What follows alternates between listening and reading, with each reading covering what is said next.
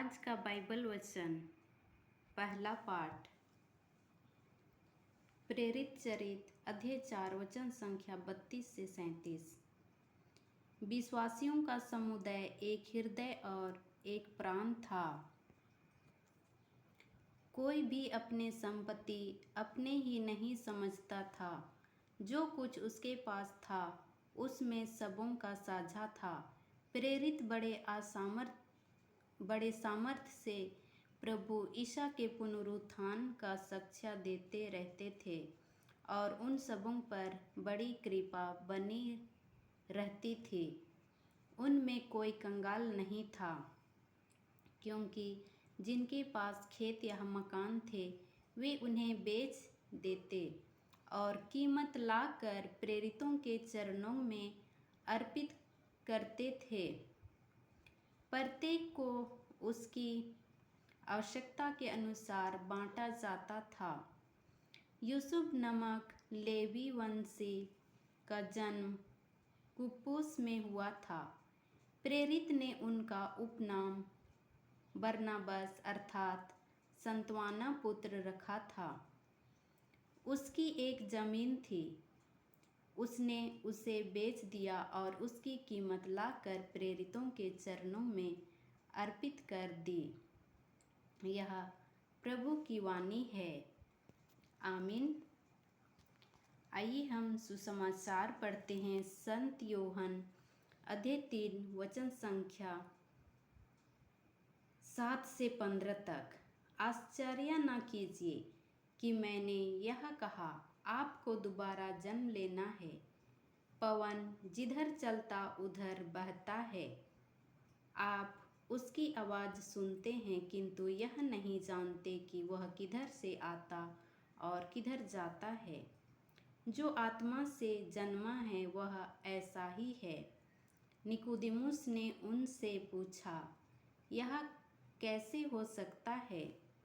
ईसा ने उससे उत्तर दिया, आप इज़राइल के गुरु हैं और ये बात भी नहीं समझते।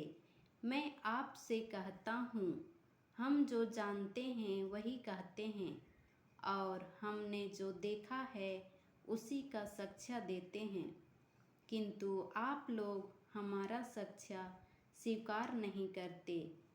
मैंने आपको पृथ्वी की बातें बताई और आप विश्वास नहीं करते।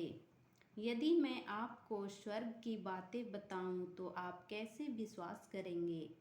मानव पुत्र स्वर्ग से उतरा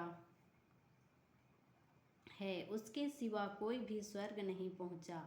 जिस तरह मूसा ने मरुभूमि में सांप को ऊपर उठाया था, उसी तरह मानव पुत्र को भी ऊपर उठाया जाना है, जिससे जो उसमें विश्वास करता है वह अनंत जीवन प्राप्त करे। यह प्रभु की पवित्र सुसमाचार है। आमीन।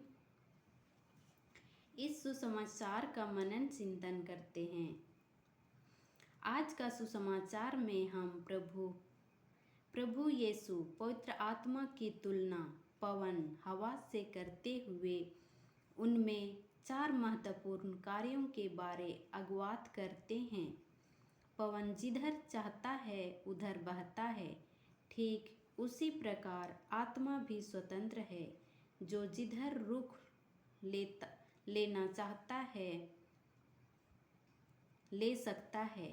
हम उसे नियंत्रित नहीं कर सकते। हमने बहुत से मिशन कार्यों के बारे में सुना होगा, जो थोड़े अंतराल में बहुत फलते फूलते नजर आते हैं, क्योंकि वह मिशन आत्मा के अनुरूप प्रेरित होता है। दूसरा, हम हवा की आवाज़ को सुन नहीं सकते, पर हम अनुभव कर सकते हैं, जैसे पत्तों और धूलकणों का उड़ना इत्यादि। ठीक उसी प्रकार आत्मा भी कार्यरत है, जो भी कि प्रत्यक्ष रूप से उसे हम नहीं देख सकते, फिर भी उत्पत्ति का कार्य हमेशा चलता आ रहा है। तीसरा, हवा किधर से आता है कोई नहीं जानता, ठीक उसी प्रकार हम आत्मा को उत्पत्ति के बारे में नहीं जानते। यह एक रहस्य है जिसमें हम सिर्फ विश्वास कर सकते हैं, हम उसे पूरी तरह समझ नहीं सकते, हम उसे नियंत्रित नहीं कर सकते। चौथा, हवा किधर जाता है कोई नहीं जानता। आत्मा जहाँ भी चाहता है, जिधर भी चाहता है, अपना रुख बदल लेता है।